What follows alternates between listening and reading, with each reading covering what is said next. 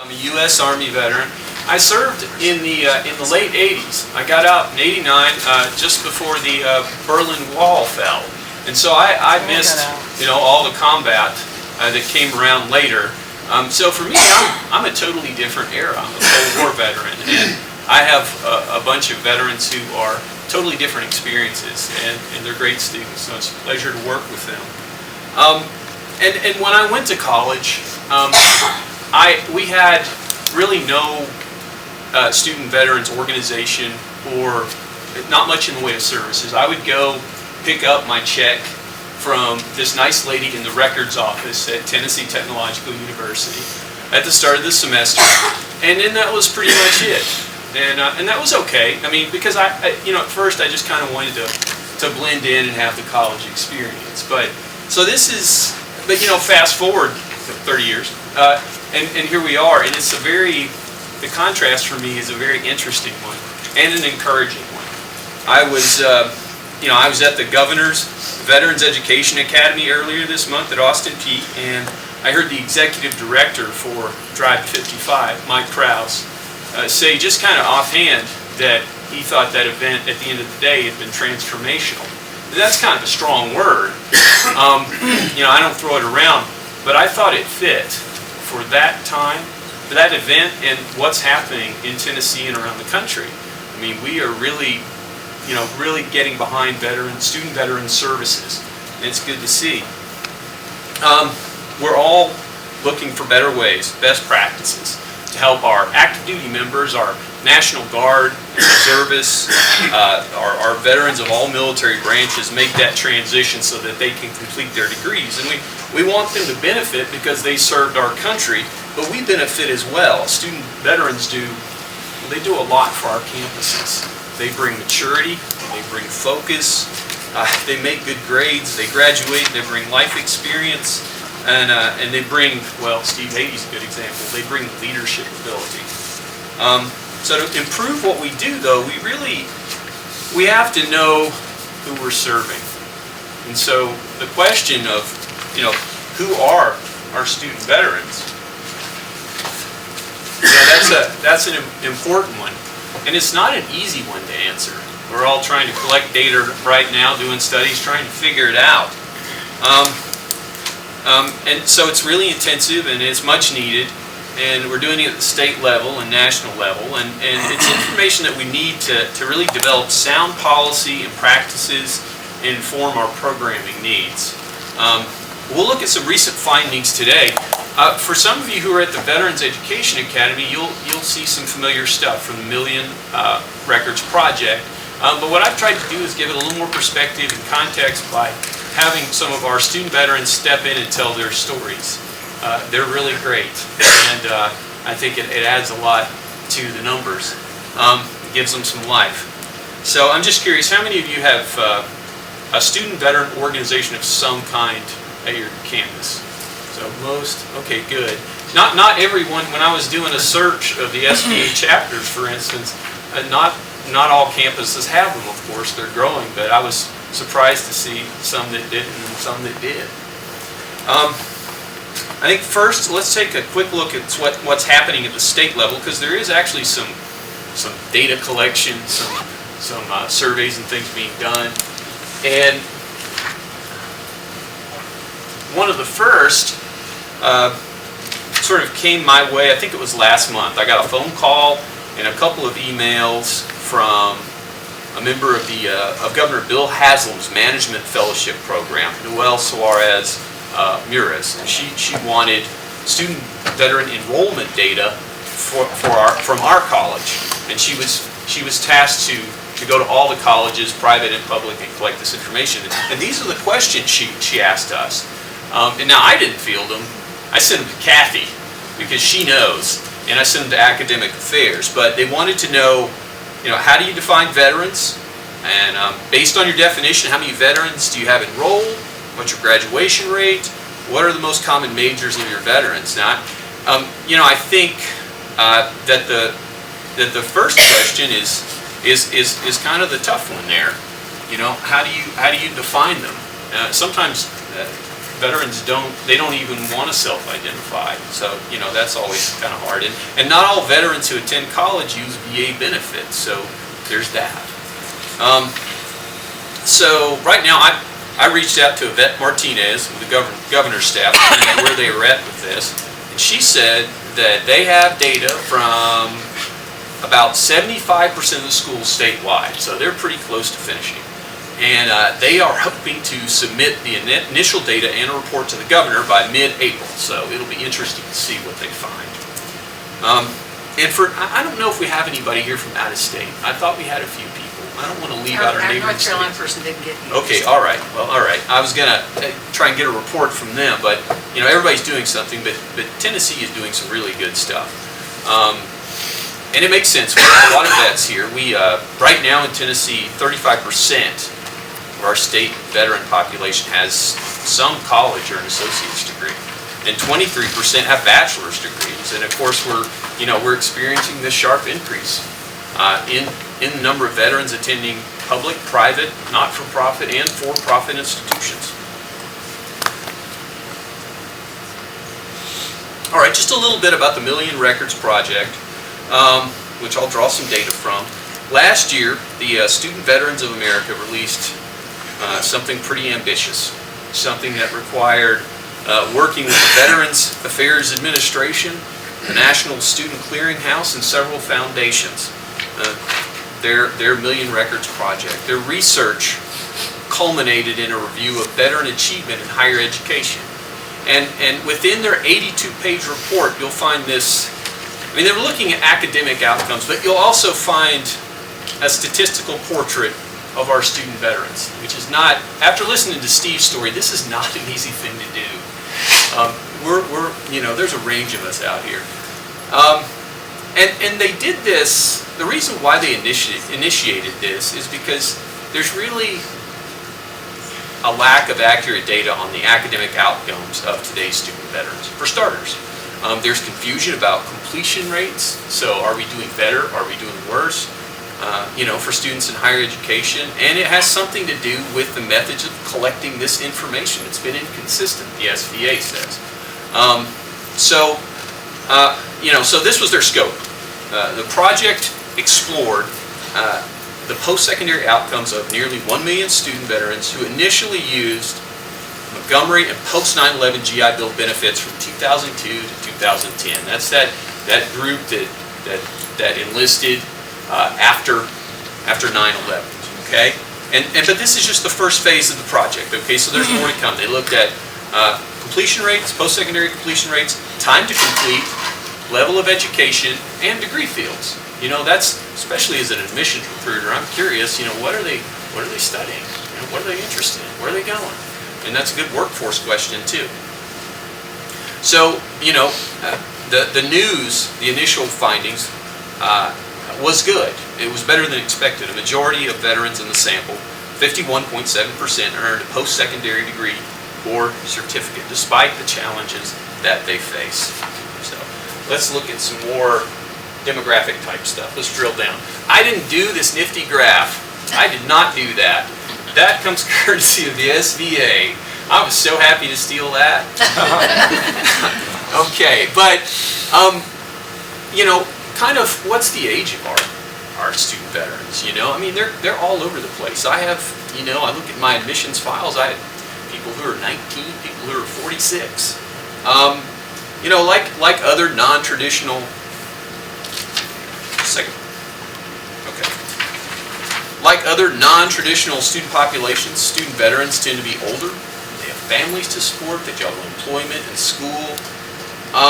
But they're unique in that they delay enrollment, or they interrupt their progress to higher education for military obligations, or maybe they have service-connected disabilities. I'd like to note too that just because they don't really talk much about this, but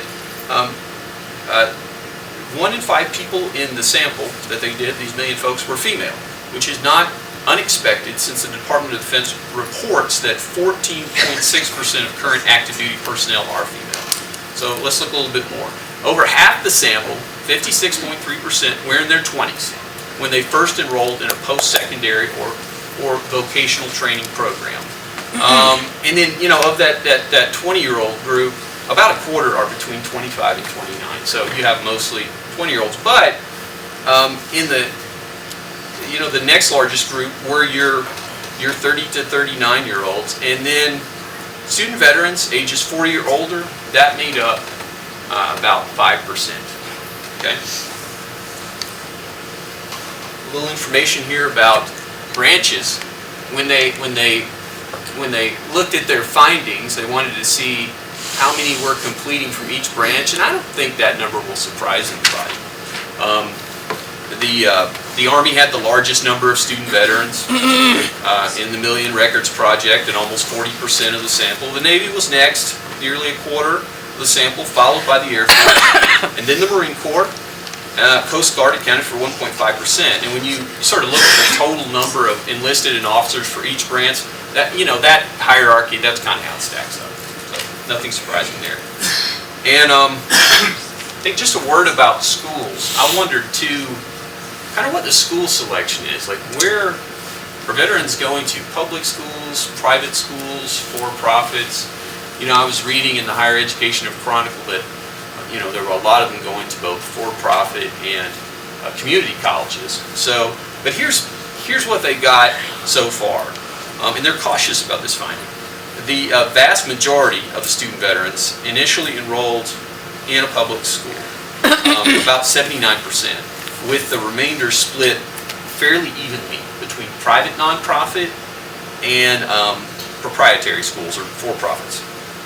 But what they point out is the National Student Clearinghouse, which gave them a lot of really valuable data. Their coverage rate is really lower for the for-profits than the nonprofits. So there's a larger error there. So we're not really sure about the for-profit number, but they'll sort of, I think, and they are doing subsequent studies. They make clear this is just the first one. As you see more studies, you'll get more information in the for-profits because more of that will be going to the National Student Clearinghouse. Now, we all know, or we're learning at least, if you work with veterans any amount of time, we're not just non-traditional students typically. We're atypical. We're our own population within the non-traditional student segment. Families, jobs, school. And it shows up too in financial aid. I mean, you'll see some of these numbers up there. Just over a third of the student veterans, they don't fill out a FAFSA. I suppose the thinking is that your benefits will cover everything. I'll have veterans tell me, well, I'm not going to need that. Try and encourage them to anyway, because if they get a Pell Grant or something, I want them to have it. And of course, most in this study took advantage of the GI Bill, over 3/4, 77.5%, but some didn't. Some reported running out of eligibility, and some, a small number, are transferring their benefits to a dependent.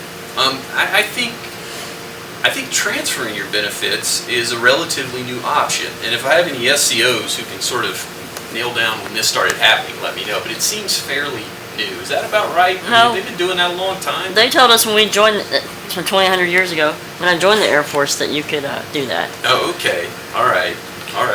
Well, I wasn't sure. I mean, they sort of note that in the report, but they were fudging on their numbers. So,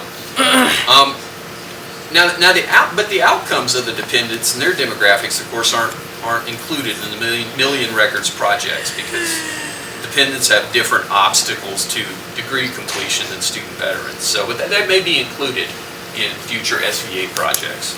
So we don't know that much about dependents at this point. But one other thing I want to point out about the financial aid findings, it's just they only looked at folks who used the Montgomery GI Bill and post 9/11 GI Bill. They don't have information from some of the other benefit programs. There's quite a few of them, like the Department of Defense's Tuition Assistance Program. And that would show a greater amount of detail in your financial assistance to veterans. So make for a better discussion too. So let's see, degree seeking. You have almost 40% in this study who planned on getting a bachelor's degree, and an even larger group looking to earn a post-baccalaureate degree of some sort. So all this suggests that student veterans, they continue their education beyond the initial degree to earn higher degrees over the course of their lifetime. So, and then that bottom one, last but not least, military service. You know, it sets you apart in so many ways, but it's really hard sometimes to see when you come out of the military how it sets you apart. Sometimes you're proud, and it's hard to explain to people, or sometimes for teachers to see that in you. But one way is that it really sort of shows up in, I think, your soft skills, you know, as well as, you know, your experience out in the world. Student veterans tend to have a greater depth and breadth of world experiences compared with traditional students, and sometimes your typical non-traditional student, they have, because of their military experience and overseas experience with other cultures. I didn't get to go overseas. I consider that my missed study abroad opportunity. Right. They were going to send me to Germany, and I didn't have enough time left. So that's my lone regret from the military. And I like to ask the student veterans who come through here, you know, where you been? And of course, Iraq and Afghanistan come up, but sometimes Europe and Asia do too. And I find that fascinating. But you know, of the soft skills that you get, there's so many. I mean, there's planning, there's listening, there's developing interpersonal skills, there's initiative, there's flexibility. That's a soft skill. I learned that one. You know, they assign, you know, they put you in a barracks, or they put you in a room with a bunch of roommates, and it doesn't really matter if you all get along. You're gonna have to figure it out. No one gives you a housing questionnaire, so you're just gonna have to. You're gonna have to deal with it. Other skills, you know, that come about, coping skills, communication, leadership. These are all good examples.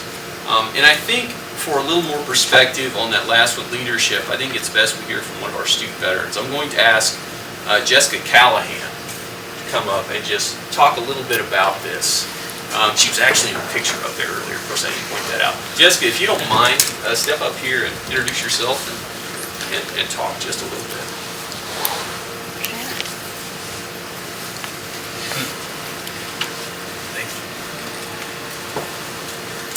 Hello everyone. I was in the Navy. Unfortunately, I got injured before I could finish my term, so I missed it like crazy. And a little background on me, I grew up on a dairy farm in Michigan, and dairy farms are the hardest work. There is no spring break, there is no such thing as weekends off, there is no such thing as set hours. So from a very young age, I had responsibilities, I had jobs that I needed to get done. From then on, I kind of looked at school as not a measure of my intelligence, but of my work ethic. I full-heartedly believe classes are a measurement of your work ethic, and that's how you get graded. With that, I got a full academic scholarship to Western Michigan University, among other colleges. Went there for a year and a half, and I just wasn't, I had been in so many leadership positions growing up in 4-H, school-related activities, and everything you can imagine. I mean, my poor parents were taking me all over the place. Went to college, I just didn't feel like it met my level of standards. And so I started looking at the military, joined the Navy, and I went in completely ignorant. I thought that I had leadership down to just fine-tuned it perfectly. I get in, they offer me leadership role in boot camp. In boot camp, you don't get time to know the people. You don't get time to sit there and ask people what their background is, or get to know them, to know how to lead them. And it was the most terrifying experience. I felt so inadequate, so inadequate. I felt like the bottom man on the totem pole. I didn't want the responsibility anymore. And then I go to my A school. A school, they give me another role of responsibility and leadership. And then I took on a different role. I had people that were older than me, close to my age, but older, younger, didn't really know how to deal with that. And then I get to my squadron, and it was incredible. I had people that I had to prove myself to, people who had been there so much longer than me, And I had to figure out how I was going to show them my leadership skills, how I was there and put in that position, how I belonged to be there. In order to get respect, you have to give respect. You have to show that you are dedicated to the job, that you love it, that you are willing to do above and beyond. If you're expecting somebody to clean toilets, clean heads, then you're going to have to be there and do it yourself. With leadership, it was amazing what the military taught me. It was amazing how diverse they made me in my background. But then coming to Maryville College, leadership changed again for me. It wasn't about being there and pushing people. A lot of these people are younger than me, a lot younger than me. And so it became about stepping back, becoming more of a mentor type leadership role, where you see what's happening, you try and try to encourage them, but they don't need you leading every single group project. You're actually hindering them. They can't develop their own skills. So with military, it taught me a whole different aspect of the leadership role. With college, it's taught me another aspect. And leadership is one of the most important things you can have. It's your ability. I mean, it takes everything. Flexibility, it takes, understanding, listening. It takes every single soft skill that there is, and it combines it into one. And that's what I enjoy most about the leadership aspect that the military gave me. And I miss it. I really do. I wish I could still be in right now. But that's what the military did for me. Among many other things, but leadership was one of them.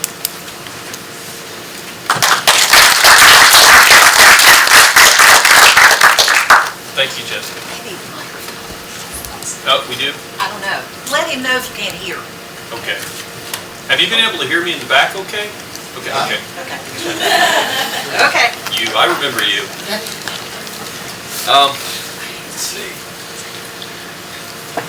A little bit more demographic information. A lot of student veterans are single, but I was surprised to see the number that are married. There's, a good portion are married. I'd never really looked at these. And, almost half in the Million Record Project sample, it appears. And a similar number, slightly more, have children. So, having those relationships can, those responsibilities, of course, makes school more challenging. So, the VA reports that even with GI Bill benefits, about 66% of our student veterans report struggling to support themselves and their family while they attend school. I remember when I got my benefits, I was single and I thought, well, everything would be just fine, and for the most part it was. But, being married now, I see how complex that can be and how stressful, even with that wonderful benefit. Over half reported transferring schools. This made me happy. That's not a surprise. A lot of student veterans set themselves up for transfer by first taking a lot of classes in the liberal arts and sciences, with the hope of earning the 2-year degree. They tackle those general education requirements first, and then they transfer. Okay. A little bit about outcomes. We mentioned a bit about that. We know, that this initial result showed strong post-secondary outcomes. There was a lot of question about, where we were exactly as far as post-secondary outcomes. Historically, we've been pretty strong, World War II and after. But, once we hit 9/11, there were a lot more deployments, a lot more interruptions. Things just became harder to sort of track student outcomes. But what they found is pretty strong. 51.7%, earned a post-secondary degree or certificate. I'm not surprised by it. Initially my experience, my intuition told me that it'd be pretty good. But I didn't really have an inkling about time to completion or how long it takes for a veteran to finish their degree. So apparently, despite the stop-outs, they fared pretty well. The average time to completion for student veterans who first earned a degree, the associate degree, was 5.1 years. And then for the bachelor's degree, it was 6.3 years. Now that's a little more time to complete a degree than the traditional time to completion expectations established by the U.S. Department of Education. But I think it's important to remember that that completion time does not mean that the student was continuously enrolled. It's more likely that the student veteran had to withdraw or maybe change from full-time to part-time. So I see just in meeting with students at Pellissippi State and here at Maryville College, I come across a number of different routes to completion. So, and some they go to college, they go to service, and then they go to college again, and oftentimes that second trip is they do a lot better. So today I'm going to have one of our student veterans talk about his second time around. He's a student who I was so thrilled to recruit for spring. He's a really good student. His name is Ryan Brumler, and he's majoring in accounting and finance. Ryan, where are you, Ryan? Ryan? Okay. Come on up here and talk to us about that. All right. As Darren said, my name is Ryan. I graduated high school in 2003. My principal gave me the word of advice, "Good job, kid. Get out of here. You're lucky I'm passing it." So I go to IVCC, the local community college, and I rolled the die and I said, since I had so much fun in high school, I'm going to try it again there.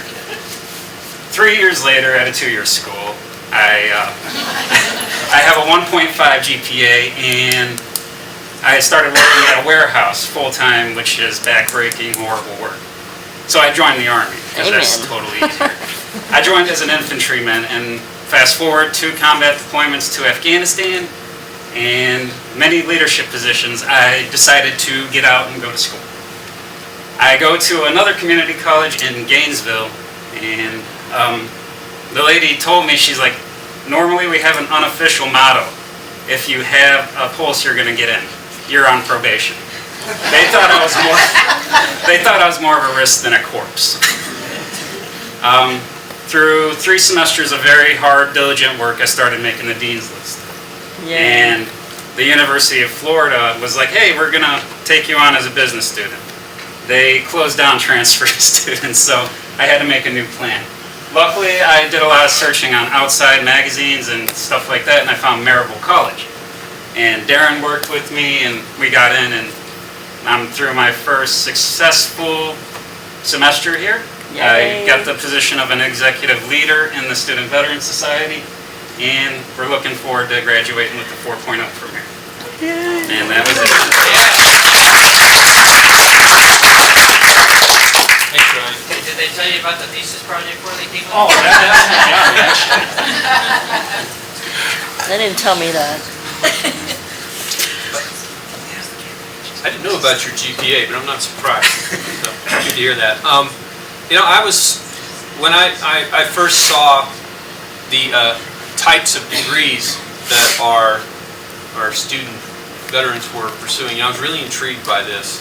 What you see here are the 5 most frequently earned degrees, and that's reported by the National Student Clearinghouse, and this is for those who are initially completing associate's and baccalaureate level degrees. Now, today's veterans appear to be earning degrees in a few specific fields, if you consider the overlap in those 5 most frequent degree fields for those 2 levels: business, homeland security, law enforcement, firefighting, and health professions. They all appear in the top 5 at both those degrees. So, I mean, what does that mean for the workforce, for instance? What the authors of the Million Records Project think is that a large segment of this sample, these students, will be entering the business or service sectors of the workforce. And what about that big liberal arts number here in associate degrees, 33.5%? And that's a high frequency of student veterans pursuing liberal arts and sciences. And what that suggests is that many attend a 2-year school to complete their general education requirements and then later transfer to a 4-year university to finish up. So this certainly seems to parallel my experience in admissions. When I look at the transcripts of a lot of our veterans, I see a lot of general education requirements, often from 2 to 3 colleges, sometimes more. I've seen as many as 5. And we also got, even though I don't have a little graphic I didn't make this. The SVA did this. They have some great information on the science and engineering degrees. At the associate's level, there was a small number. Student veterans earned, it was 7.4% of that million group of student veterans who earned science and engineering degrees. But it kind of jumps at the next level. At the bachelor's degree level, it's 32.6%. So, and that's kind of on par nationally with, with their civilian counterparts. Oops. Okay. Here we go. Now we've talked a lot about the path to graduation. So there are basically three, and it's not so cut and dried anymore for our student veterans, and it hasn't been for some time. The path at the top of our graphic, referred to as Path Alpha, is the traditional path recognizable to most people. An individual enters the military right after high school. They fulfill their service obligations, and then upon separation, they enroll in college. So with their military service complete, they're able to persist to graduation relatively uninterrupted by military obligations. What the SVA found was that students on this path typically take 2 years to get their associate's degree, then 4 years to get their baccalaureate degree. But reservists and National Guard units are performing a greater function today in the military. So this perception, the perception that most veterans join the military right after high school and serve their country and separate from service and then go to college is changing quickly. So this next path is middle one, Path Beta. And that reflects the increased use of reservist and National Guard units in the military now. Now here you enroll in college, and after joining the reserves or the Guard or vice versa, and in either case you may be activated during the school term. So your military obligation results in a stop out. So you may have to wait several months to resume your studies, and that just really depends on when you were activated, and middle of the term, for instance. Right. Or and the college's policies on withdrawal and readmission. In a case like this, a 2-year associate degree can take 4 years. The bottom path, Path Gamma, offers or illustrates another long average time to completion.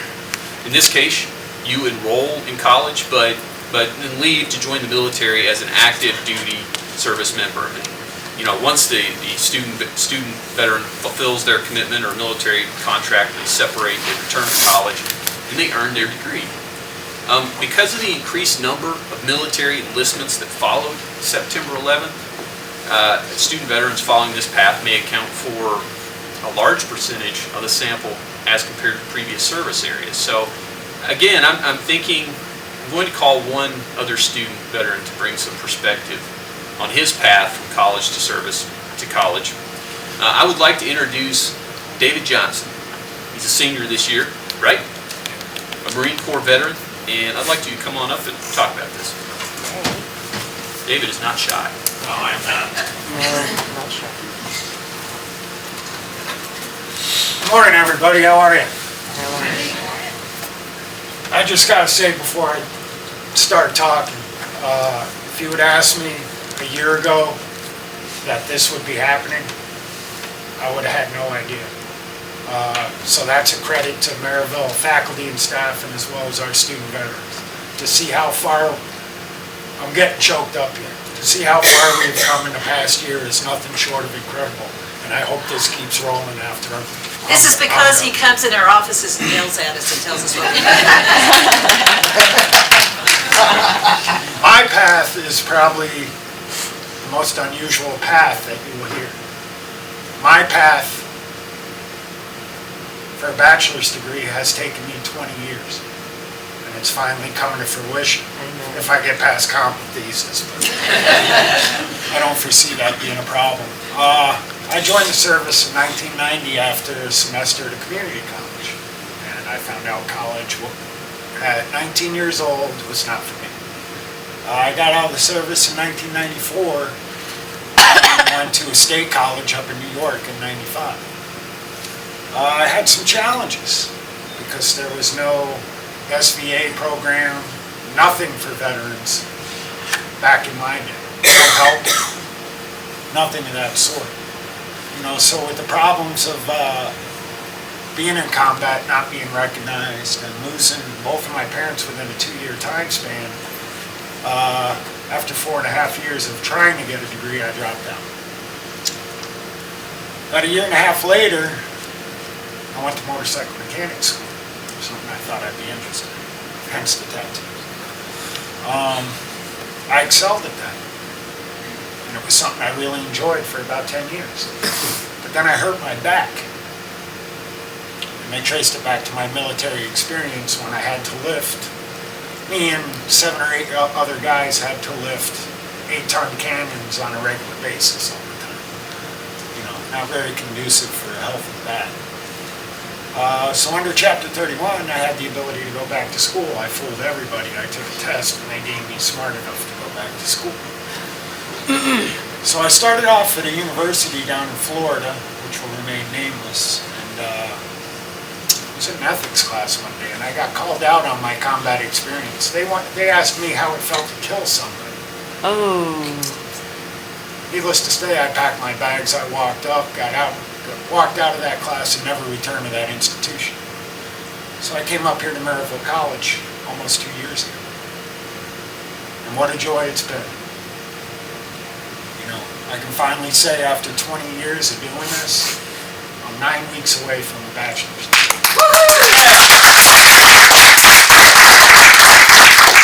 And the best advice I can give anybody in this room, especially military veterans in the schools, do not give up. You know, the Marine Corps motto, Semper Fidelis, always faithful. You know, I made a promise to my mother 20 years ago that I would graduate school for her. And 20 years later, I can finally say that I'm doing it.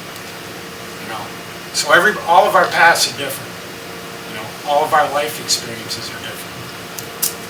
But you know, the network that has occurred here over the past 2 years, you know, to see this summit happening, to see what our SVA group has done over in the past year. We've got a room, we've got computers, we're having a summit. You know, to see this thing blossom and grow, it's my heart. And I'm happy that all you guys are here today. So, everybody's got a different path. Just do it. Thank you very much.